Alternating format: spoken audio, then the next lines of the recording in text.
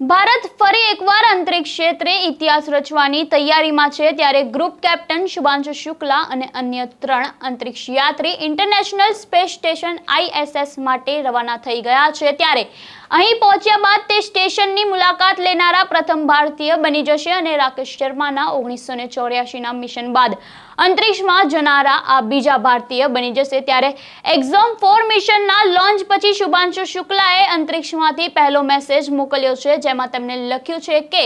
41 વર્ષ પછી આપણે અંતરિક્ષમાં પાછા પહોંચ્યા છીએ અને તે એક અદ્ભુત સવારી છે ત્યારે